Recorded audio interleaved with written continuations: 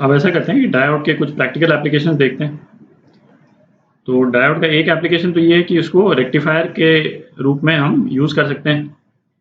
अच्छा, रेक्टिफायर क्या हुआ?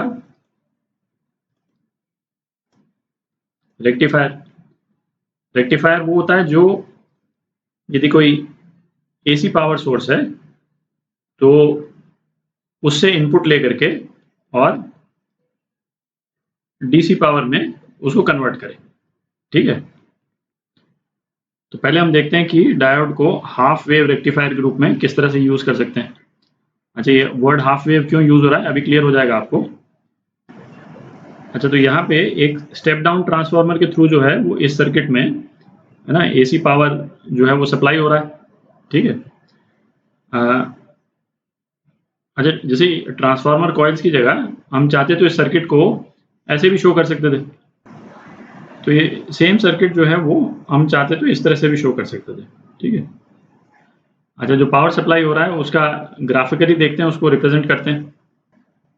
तो इस सर्किट को इस तरह से ऑल्टरनेटिंग ईएमएफ जो है वो सप्लाई हो रहा है। ठीक है, अच्छा, ये तो अब हमको मालूम है कि डायोड जो है वो यदि फॉरवर्ड बायस में होगा तब तो करंट जाने देगा और रिवर्स बायस में ओपन सर्किट के रूप में काम करेगा। तो जैसे साइकिल जो है वो ये जो फर्स्ट हाफ है साइकिल का यहाँ तक का है ना, इस केस में तो ये फॉरवर्ड बायस्ड है, दिख रहा? ये जो ईएमएफ है इसका डायरेक्शन ये होगा। ठीक है, तो फॉरवर्ड बायस है तो इसमें करंट जाने देगा। ठीक है, अच्छा, इसके बाद में ये जो सेकंड हाफ हो गया करंट का, ये वाला जो पोर्शन हुआ इसमें पोलैरिटी क्या होगी? चेंज हो जाएगी। पोलैरिटी, ये वाला पोर्शन पॉजिटिव हो जाएगा और ऊपर वाला पोर्शन नेगेटिव हो जाएगा। ये वाला पोर्शन नेगेटिव हो गया, तो अब ये डायोड जो है वो रिवर्स बायस हो गया। तो रिवर्स बायस हो गया तो कोई करंट नहीं जाने देगा और फिर उसके बाद में जब साइकिल फिर चेंज करेगा तो फिर करंट अलाउ करेगा। ठीक है, तो जो आउटपुट जो निकलेगा इसका इस रेजिस्टर के अक्रॉस है ना पोटेंशियल डिफरेंस का, वो इस तरह का दिखेगा। तो आउटपुट जो है वो इस तरह का नजर आएगा। ठीक है, इस पोर्शन में कोई करंट नहीं रेजिस्टर के थ्रू और बाकी वाले पोर्शन में करंट रहेगा। ठीक है, तो अब क्या है, जैसे डायोड ने ये जो नेगेटिव पोर्शन है ईएमएफ का है ना इसको तो हटा दिया, बट हमको एक्चुअली क्या, हमको तो डायरेक्ट करंट चाहिए ना। डायरेक्ट करंट मतलब बिल्कुल स्मूथ करंट चाहिए। ठीक है, तो उसके लिए क्या करते हैं, मतलब एक्चुअल सर्किट तो इससे ज़्यादा कॉम्प्लिकेटेड होगा, बट बेसिक कॉन्सेप्ट ये है कि इस रजिस्टर के अक्रॉस जो है वो हम एक कैपेसिटर लगा देते हैं। ठीक है, जो फिल्टर की तरह काम करता है। तो अब आप देखें ये जो आउटपुट वोल्टेज जो इस तरह से जा रहा है ना, इसको कैपेसिटर स्मूथ आउट करने की कोशिश करेगा।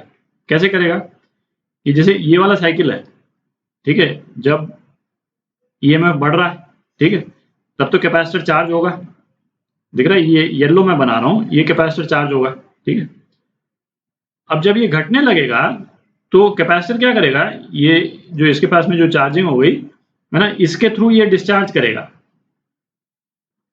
ठीक है, अच्छा, अब फिर उसके बाद में जैसे जो पॉजिटिव साइकिल आया फिर कैपेसिटर चार्ज हुआ और उसके बाद में जो है फिर डिस्चार्ज होने लगा। ठीक है, तो इसमें जो करंट जो है उसको कंप्लीटली, जैसे इस वाले पोर्शन में तो जीरो हो जाता है यदि कैपेसिटर नहीं यूज करते, जीरो नहीं होने देगा है ना, पोटेंशियल डिफरेंस भी जो है जीरो नहीं जाने देगा। ठीक है, तो इस तरह से फंक्शन कर रहा है। बट इसमें आप देखें जैसे मतलब जो इसको बोलते हैं कैपेसिटर को हम यूज कर रहे हैं एज अ फिल्टर है ना, तो इस पे फिल्टर पे लोड काफी ज्यादा मतलब हो जाता है, इन द सेंस कि ये पूरा पोर्शन जहाँ पे जीरो ईएमएफ है ना, उस पोर्शन का ये मेंटेन करना। ठीक है, अभी भी आप देखें रिपल तो रही गई, मतलब हमको तो भाई आइडियली क्या चाहिए, हमको तो इस तरह का सोर्स चाहिए ना। एक्चुअल सर्किट ऑब्वियसली इससे ज़्यादा कॉम्प्लिकेटेड होगा है ना, बट है ना आपको आइडिया लग गया है ना, आपको आइडिया लग गया होगा कि किस तरह से हम इसको कोशिश कर सकते हैं कि जहाँ तक हो सके रिपल ना आए।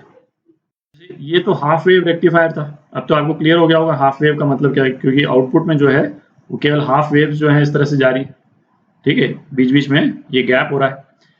तो इस सर्किट में थोड़े से मॉडिफिकेशन के साथ में है ना उसको फुल वेव रेक्टिफायर हम बना सकते हैं, उसको देखते हैं। अच्छा, तो अब देखते हैं कि डायोड जो है वो फुल वेव रेक्टिफायर की तरह कैसे काम करता है। अच्छा, यहाँ पे ये जो ट्रांसफार्मर है इसको बोलते हैं central tap transformer. Central tap transformer.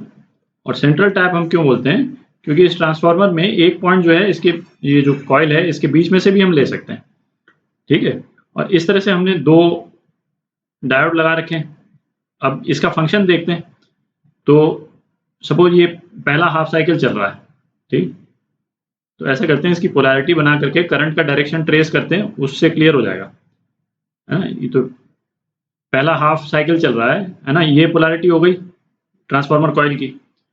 तो ऊपर वाला जो डायोड है इसको डायोड 1 बोल देते हैं, D1, और इसको D2 बोल देते हैं। तो D1 तो फॉरवर्ड बायस है, करंट जाने देगा, करंट इधर गया, ठीक है। अच्छा, अब जो है ये वाला जो पॉइंट है, ये वाला पॉइंट, इस पॉइंट के रिस्पेक्ट में तो ये पॉजिटिव पे है, तो डायोड 2 क्या हो गया, रिवर्स बायस में हो गया, तो करंट इधर जाएगा नहीं, ठीक है। ये करंट जो है वो रजिस्टर के थ्रू चला जाएगा और यहां से आकर के इधर आ जाएगा, ठीक है। तो ये तो हो गया फर्स्ट साइकिल। अच्छा, अब ये सेकंड साइकिल जो है, सेकंड साइकिल में पोलैरिटी क्या हो गई इसकी, रेड में कर देते हैं इसको, पोलैरिटी ये हो गई, ठीक है। तो अब देखें, अब इसमें ये D2 जो है पॉजिटिव बायस हो जाएगा, करंट इस डायरेक्शन में गया, फिर इस डायरेक्शन में गया, यहाँ पे गया नहीं क्योंकि ये तो रिवर्स बायस में है, ये D1 जाने नहीं देगा, और फिर करंट जो है सेम डायरेक्शन में चला गया। आप देख रहे हैं, जो फर्स्ट वाले केस में और सेकंड वाले केस में, दोनों केस में करंट का डायरेक्शन नहीं चेंज हुआ, AC का डायरेक्शन भले चेंज हो गया हो। तो जो आउटपुट जो हमको मिलेगा रजिस्टर के अक्रॉस, है ना, वो इस टाइप का मिलेगा। तो इस केस में आउटपुट जो है वो इस टाइप का हो गया। तो इसको बोलते हैं फुल वेव रेक्टिफिकेशन।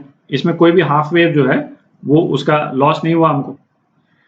अब इसमें भी जो है ये ऑब्वियसली आपको दिख रहा है, ये है ना प्योर, मतलब डायरेक्ट करंट नहीं है, रेक्टिफाई तो अपन ने कर दिया, प्योर डायरेक्ट नहीं। ये जो रिपल्स हैं इसको ठीक करने के लिए अगेन, है ना, इन प्रिंसिपल जो है वो आप रजिस्टर के अक्रॉस एक कैपेसिटर लगा दें,